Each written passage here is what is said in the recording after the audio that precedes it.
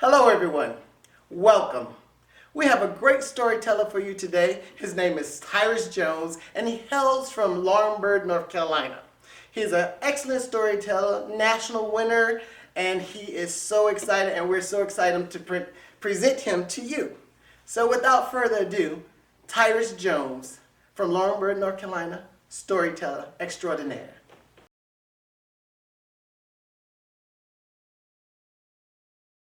Fanga, alafia, ashe, ashe. Fanga, alafia, ashe, ashe. Fanga, alafia, ashe, ashe. Fanga, alafia, ashe, ashe. Fanga, alafia. I welcome you, Fanga, alafia, ashe, ashe. Fanga, alafia, I welcome you, Fanga, alafia, ashe, ashe. Good afternoon. I am Tyris Jones, storyteller. And I want to take you on a storytelling journey. Oh, I want to take you on a storytelling journey. The song I just presented to you is a welcome song, sung in Swahili by the Yoruba tribe from the continent of Africa. In Africa, a Nazi the spider is a clever little spider. And I want to take you on this journey. Oh, I want to take you on a storytelling journey. You ready to take this journey? A Nazi, the spider. This clever little spider, who had 8 eyes and 8 legs, meandered through the jungle from branch to limb, limb to branch. One day, he overheard that Inyami, the sky god, had all the stories in the world. And he thought to himself, how am I going to get all those stories? So he goes to Inyami, the sky god, and he says, Inyami, Inyami, I heard you had all the stories in the world, and I want them all. Nazi the spider, you clever little spider, you want all the stories in the world? Yes, I want all the stories in the world. Well, since you want all the stories in the world, there are 3 tasks that you must complete. First, you must bring me Umbaro the hornets. Then you must bring me Onini the python. Then you must bring me Osibo the leopard. Umbaro the hornets, Onini the python, and Osibo the leopard? Yes, all 3. I think I can do it. I think I can do it. I know I can do it. So a Nazi the spider, this clever little spider, who had 8 eyes and 8 legs, meandered through the jungle from branch to limb, limb to branch. He sees the Umbaro hornets buzzing around. And he thought to himself, how am I going to get these hornets? He looks to his right, and he sees a flowing river. And beside that river is a large calabash, a bowl. And beside the calabash is a little gourd with a hole in the middle of it. This clever little spider created an elaborate web around the calabash, scooped up the water, grabbed the gourd. He meanders back through the jungle where the Umbaro hornets are buzzing around. A Nazi the spider, this clever little spider, throws the water in the air. And the hornet said, oh my God, it's raining. Oh my God, it's raining. We have nowhere to go. We have nowhere to go. A Nazi the spider, this clever little spider, held up the little gourd with a hole in the middle of it. You have somewhere to go. Fly in here. Fly in here. So all the hornets flew into the little gourd. He takes a ball of grass, bloop, and clogs up the hole. He creates an elaborate web and he goes back to Inyami, the sky god. Inyami! Inyami! I have the hornets! Oh, a Nazi the spider, you clever little spider. I see. Don't forget, you must bring me Onini the python. Onini the python! Onini the python. I think I can do it. I think I can do it. I know I can do it. So a Nazi the spider, this clever little spider, once again meandered through the jungle from branch to limb, limb to branch. Onini the python is lying in a tall blade of grass. A Nazi the spider is sitting in a tree, and he starts talking to himself. He started having a conversation with himself that he had with his wife the night before. And they were trying to figure out if Onini the python was longer or stronger, shorter or weaker, longer or stronger, shorter or weaker. And Onini the python overheard Anansi the spider, this clever little spider, talking to himself. So Onini slithers out of the tall blade of grass, and he says, Anansi, are you talking to yourself? Oh, Onini, you overheard me. Well, me and my wife had a discussion, and we was trying to figure out if you were longer or stronger, shorter or weaker, longer or stronger, shorter or weaker. Would you like for me to help you? If you promise not to eat me, my wife, and kids, I promise. So Anansi the spider, this clever little spider, snapped off a branch from a tree, lays it on the ground, and he says, okay, Onini, I need you to slither along the branch. So Onini, the python, slithers along the branch. And the Nazi says, now, I need you to take your hand and I need you to stretch.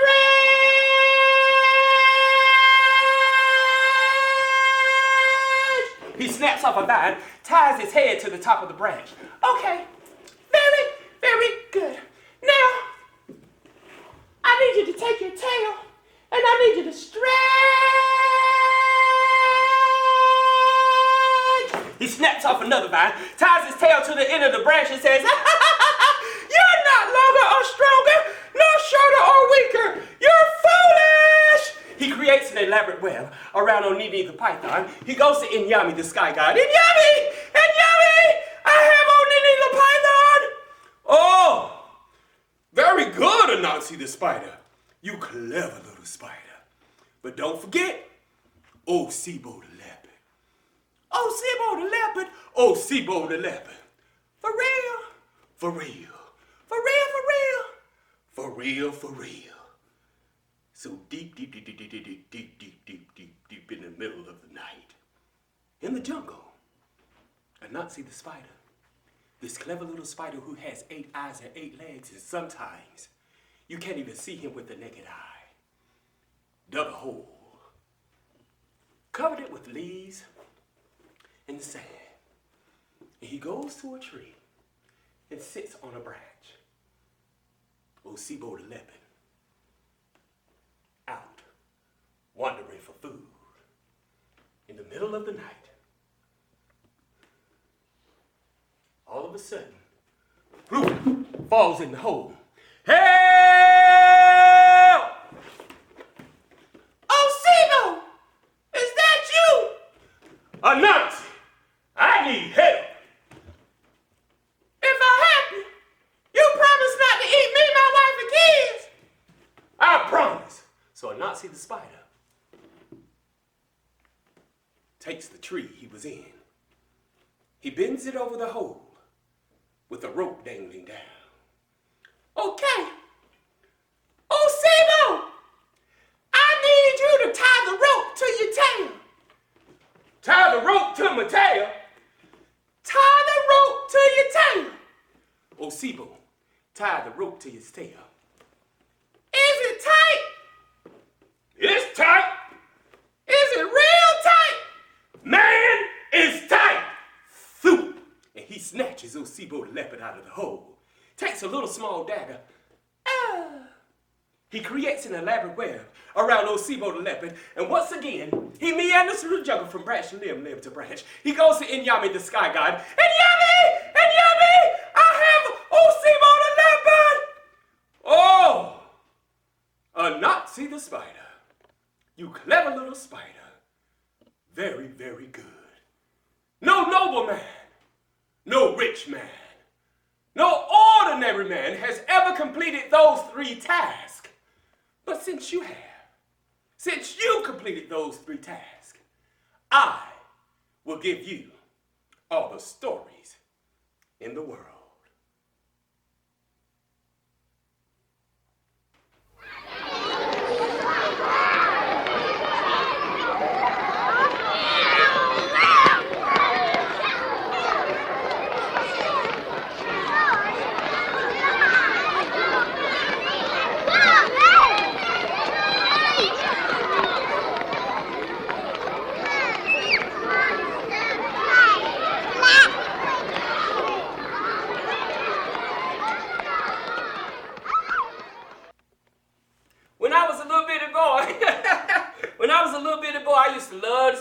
summertime at my grandmama's house.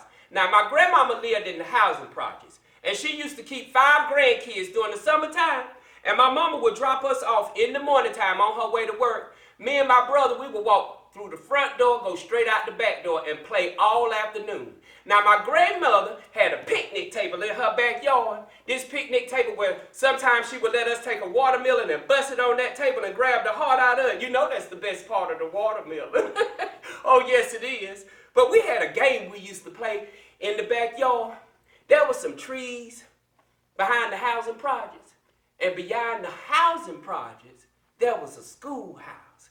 Well, we would cut through them trees and we would go back to the back of that schoolhouse. And y'all, one day we discovered something. We discovered dumpster diving. Oh, yes, we did.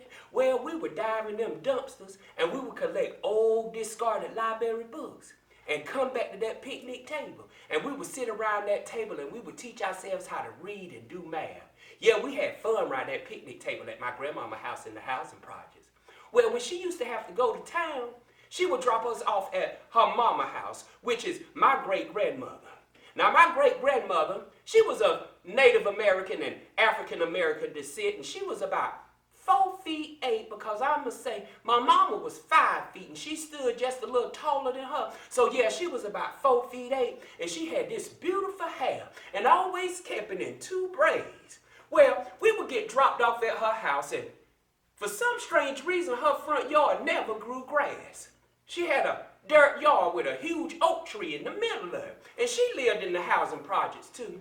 Well, we would get in that dirt yard. Y'all, we would play all kind of creative games. We would play like 1, 2, 3 red light. Them girls would do hopscotch and us boys, we would do something what we call pitch the penny. You know, where we would draw the line and we would take pennies and pitch them to that line. And whoever got that penny close to the line, they would get all them pennies. No, we weren't gambling. We were just recycling pennies so we could go down to that corner store and buy that penny candy. Well, any old way, we would play all kind of games like football. Us boys would play football, WWE, wrestling, all kind of games in that front yard. Them girls would do double dutch. Well, my great-grandmother, she would come outside sometimes and she had a routine that she was doing. She would take a straw broom similar to this and she would get in that dirt yard and she would start sweeping that dirt yard from right to left, left to right, while we still out there playing our creative games. Well, you could tell that it was peaceful too, that it was relaxful, because she would be humming songs from church and she would never just say a word. She would take a straw broom similar to this and just sweep from left to right, right to left, until we got in her way and she said, y'all go sit on that front porch and don't you move until I tell you to. Well, y'all, we would scramble and go sit down on that front porch because we obeyed our elders. Whenever they told us to do something, we did it. And anyway, she sounded like she had the voice of God, so we were going to sit down on that front porch. You know, when our mamas told us something to do, our daddies, our aunts, our uncles, even our older cousins, oh yeah, we did it. So all 5 of her mischievous, curious great-grandkids sat down on that front porch. Well, she was still out there sweeping that dirt yard with a straw broom similar to that. And we sitting there obeying her command. And after a while, just being children, we would get antsy, mischievous. We would kick each other, nudge each other. And my girl cousin would say, he hit me, just to see who we can get in trouble. But she would never say a word. She would keep sweeping that dirt yard with a straw broom similar to that. We would still be sitting there, trying to obey that command. And being children, we would get antsy, curious, mischievous. We would kick each other, nudge each other. She hit me! Just to see who we can get in trouble. But she never said a word. Well, when she would finish, she would come up on the front porch and she would stand there with her hand on her hip and admire all that beautiful work she did with a straw broom similar to this. She would take the straw broom and sit it beside the rocking chair, give us one last look, and then she would go on through the screen door. Well, all 5 of her mischievous, curious great-grandkids, we still sitting there obeying that command. we would get antsy, mischievous, and curious. We would kick each other, nudge each other. He hit me! Just to see who we can get in trouble. But she never came to that screen door. After a while, my girl cousin, she went to that screen door to check, and there was no sign of my great-grandmother. My oldest boy cousin looked at that dirt yard, and he looked at me. He looked at that dirt yard, and he looked at me, and he said, I dare you. And I said, He said, well, I double dare you. Well, whenever he double dared me, he knowed I was going to do it. Y'all, I stood up. I looked at that screen door. I walked to the edge of that porch. My oldest boy cousin said, 1, 2, 3. I run down them steps, touched that dirt yard, and made it back to the porch, and there was no sign of my great-grandmother. After a while, I looked at that dirt yard, and I looked at my oldest boy cousin. I looked at that dirt yard, and I looked at my oldest boy cousin, and I looked at that dirt yard, and I looked at my oldest boy cousin, and I said, well, I double dare you. He said, I said, well, I quadruple double dare you. Well, whenever I quadruple double dare him, I know he was going to do it. Y'all, he stood up on the edge of that porch. And I counted. 1, 2, 3. He run down them steps, touched that dirt yard, come back. And he made it to the porch. And still there was no sign of my great-grandmother. After a while, y'all, I don't know if it was magic or just the blood that ran through all 5 of our veins, but we all stood up simultaneously. We walked to the edge of that porch. All 5 of us looked at that screen door, looked at that front yard, and my oldest boy cousin said, 1, 2, 3. Y'all, we run down them steps. We got in that front yard. Them girls were playing double dutch. They were doing hopscotch. Us boys, we would pitch the penny. And no, we weren't gambling. We were just recycling pennies so we could go down to the corner store and get that penny candy. And when it got good to us, we were wrestling in that front yard. WWE. Woo, baby! After a while, my girl cousin thought she heard my great-grandmama coming. She grabbed that straw broom and she said, shoo, shoo, shoo, shoo, shoo, shoo. And y'all, we all made it back to the porch. And there was no sign of my great-grandmother. Well, time went on. And my great-grandmother was up in age. We had a family gathering and she was there, sitting in her favorite chair. She couldn't talk, but you could see the pride and joy in her eyes that all 5 of her curious, mischievous great-grandkids had grown up to become productive citizens. Oh, yes, we did. 3 of us went to college, 1 went to the army, and my baby brother, he was the quarterback at the high school. Oh, yes, it was. And you could see the joy and the pride in her eyes. And we laughed about playing in her dirt yard and using her straw broom similar to this. And as we kept talking, we realized she knew when we got off that front porch. We didn't realize when she was sweeping that dirt yard from left to right with a straw broom similar to this.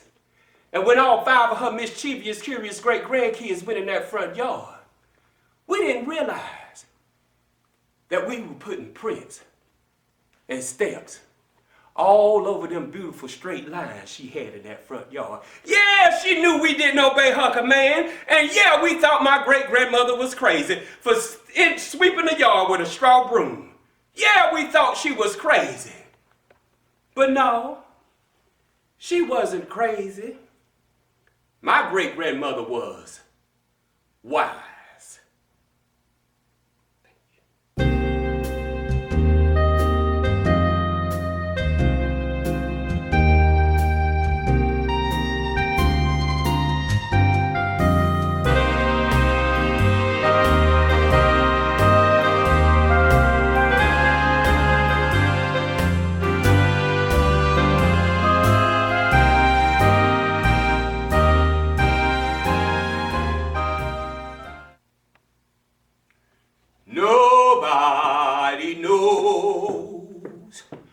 the trouble I've seen, the trouble I've seen, the trouble I've seen. Nobody knows the trouble I've seen. Glory, hallelujah.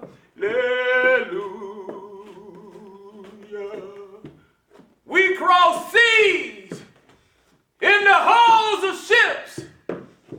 Many of us died crossing those seas. Many of us jumped to our freedom. We crossed seas in the hulls of ships.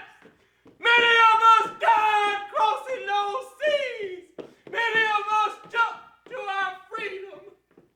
They traded us for rum, sugar, and tobacco. They traded us for rum, sugar, and tobacco. They traded us for rum, sugar, and tobacco. In 1619, the first 20 Africans were brought to Jamestown, Virginia. They put them on the auction block. They will open their mouth to check their teeth.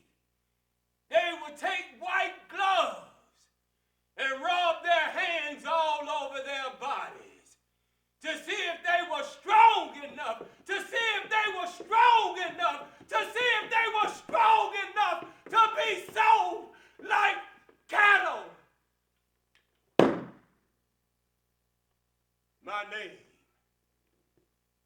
is Thomas Ernest Reynolds. My people come off the Reynolds plantation in South Carolina. But I was raised on the Reynolds plantation in North Carolina. Didn't know my mammy too good because they sold me off when I was about 5 or 6 to this here Joshua Reynolds, and who grandpappy ain't nobody but my great-great-grandpappy. So that naturally makes us cousins. You see, slaves were human beings, sold off by other human beings to work their fields, pick their cotton, raise their babies, make things and invent things that sometimes we won't even allow to use. Oh, I get mad about that thing. But you know what? Life been all right by me.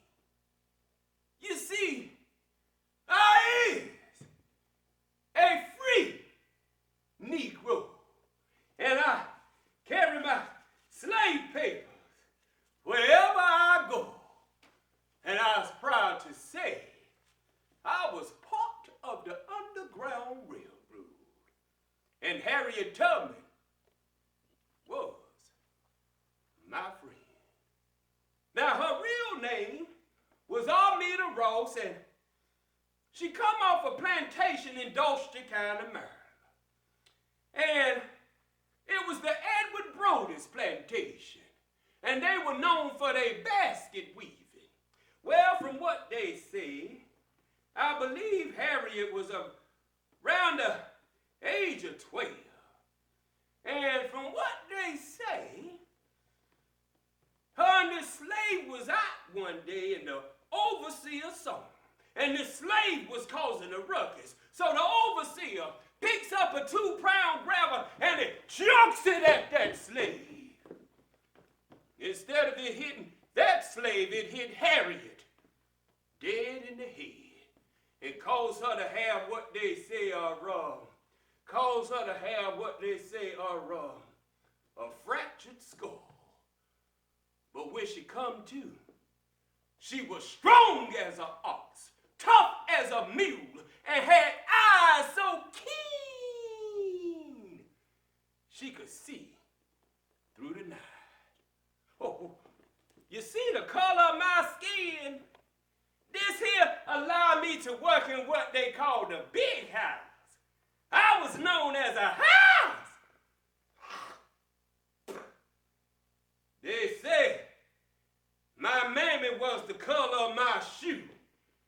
she worked out there in them fields from sun up to sundown. So she was known as a field.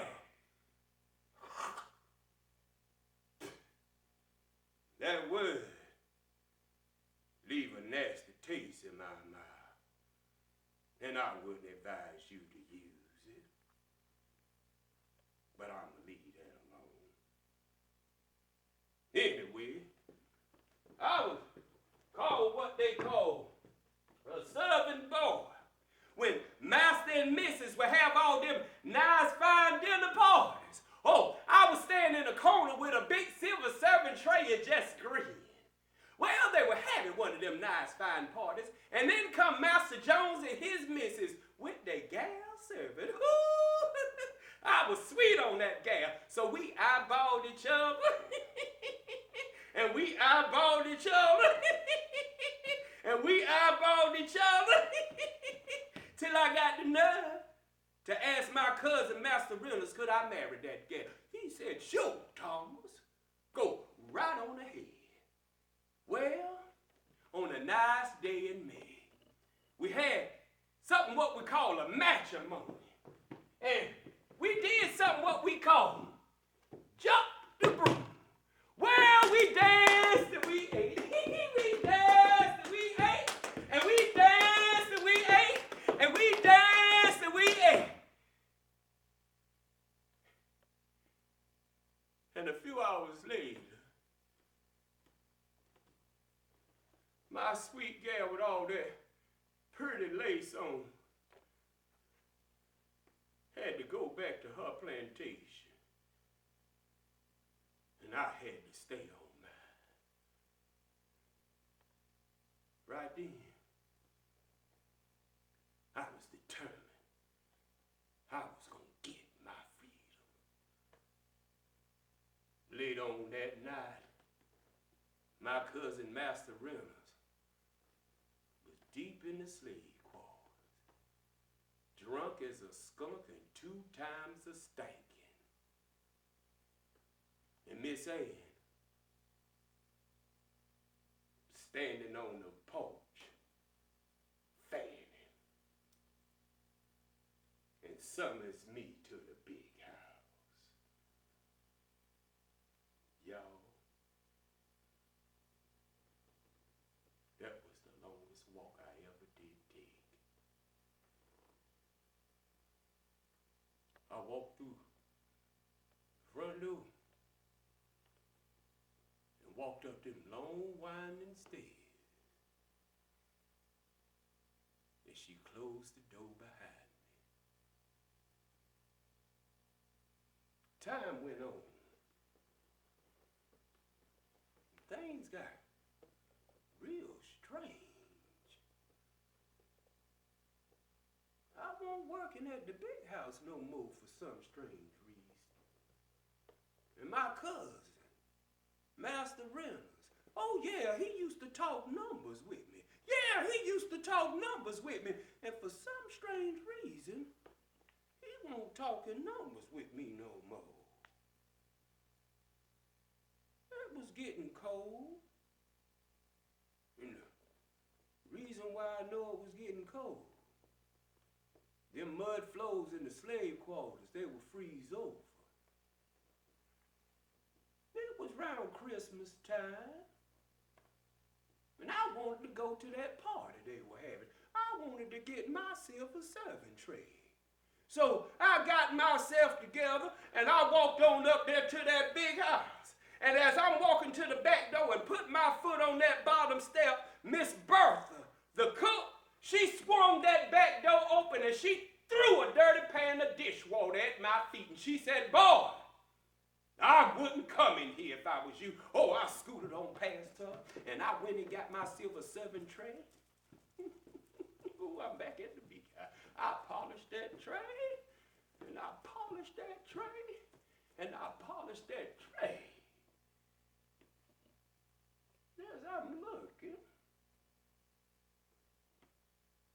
I noticed Miss Ann is coming down them long winding stairs. It looked like Miss Ann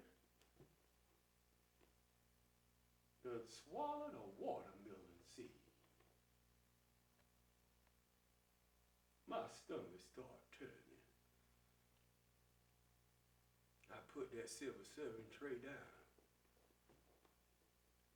and I walked out the front door. A few days passed. I was sitting outside the slave quarter, looking for the North Star, Polaris.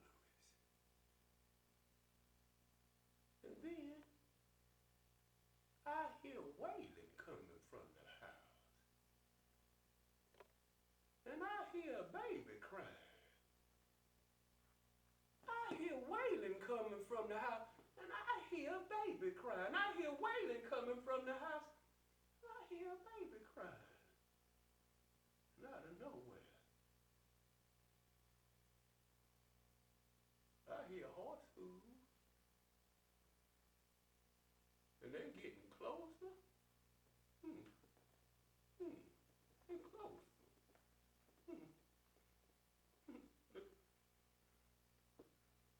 I hear a baby. They getting close.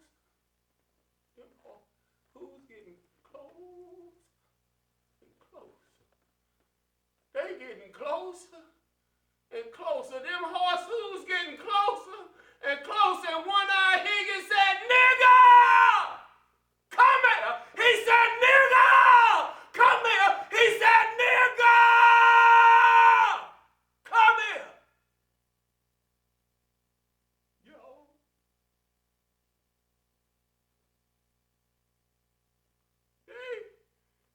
Took my hands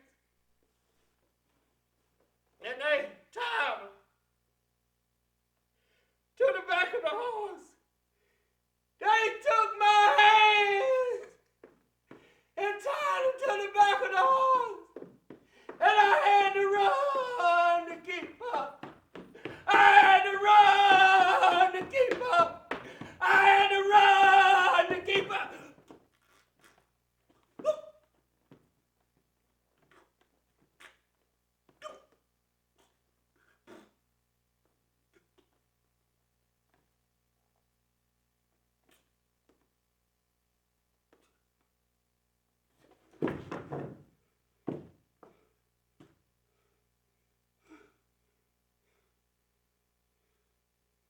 And the only thing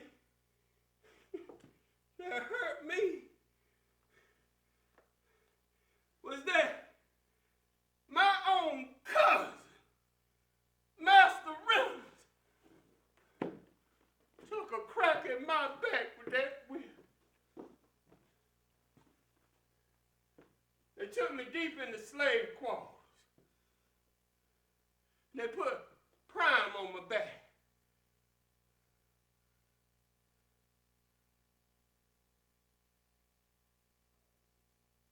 Springtime come around, and I was back at the big house. Standing there with my silver serving tray. Yeah, I was back at the big house. I had healed real good. Master and all the other slave owners from the surrounding plantations, they were standing around talking and smoking them nice fine cigars.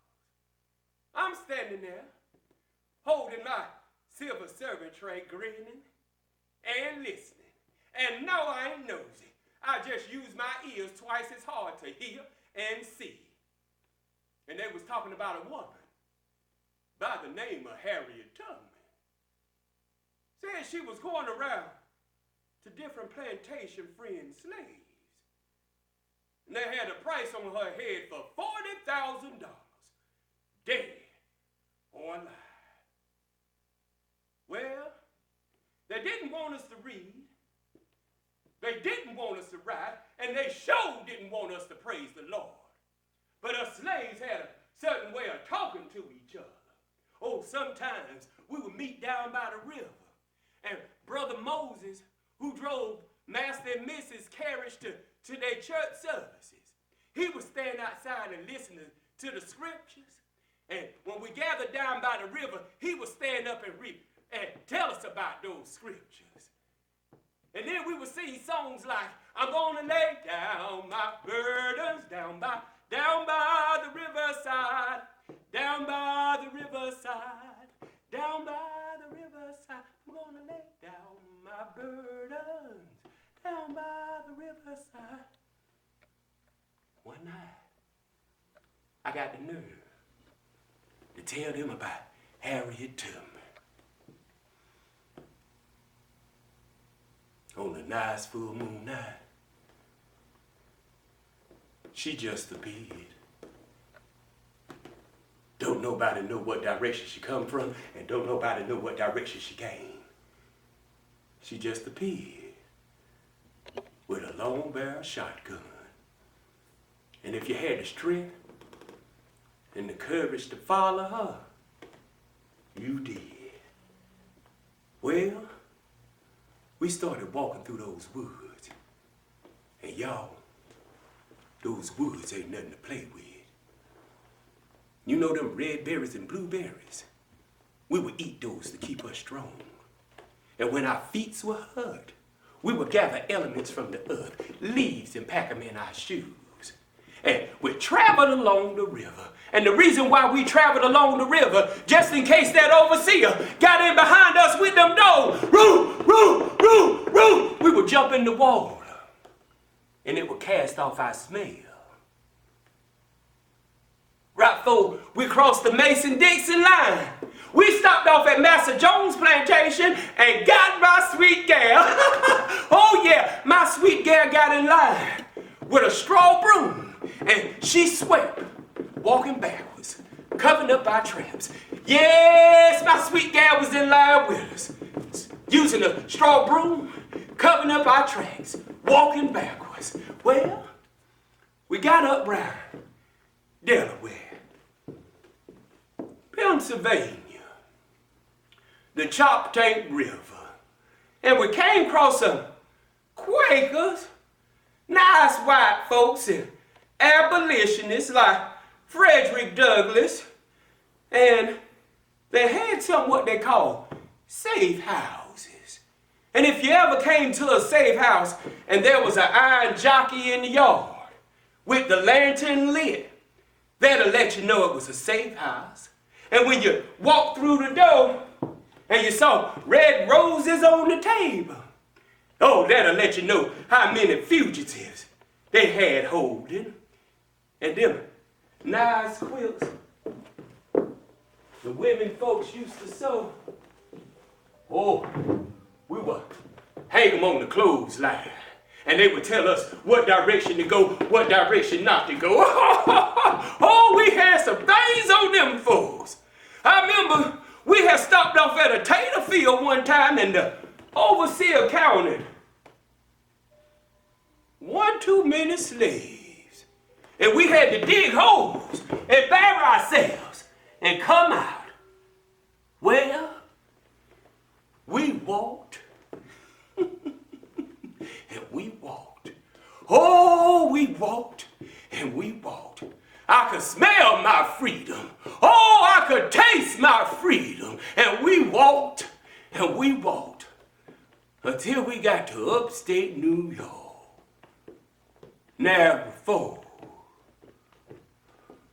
there was something called a suspension bridge. And that bridge was dangerous to cross, especially if the winds were high. That bridge would sway. And it was real dangerous sometimes. But I crossed that bridge. I crossed that bridge as a bale of cotton, and I went straight to Canada, and I got my freedom. Oh, I got my freedom. Me and my sweet gal. But I want you to know something. Since I've been free, there are 3 things that can't nobody take away from me, and I want you to hear me now. Since I've been free, there are 3 things that can't nobody take away from me. I can read, I can write, and I have my faith in the Lord. I'll never forget one day, 1866. There were some slaves still in bondage down in Texas, and a soldier rode through and told them slaves they were free on June 19th. My cousin had sent me a correspondent telling me about it. And as I'm sitting there reading, he said them people celebrated down there in Texas because they were still in bondage after Abraham Lincoln had done signed the Emancipation Proclamation. My sweet gal, she brought me a glass of sweet red water that day. Oh yeah, I'll never forget that day when I got that correspondence about them slaves finding out their freedom on June 19th, 1866.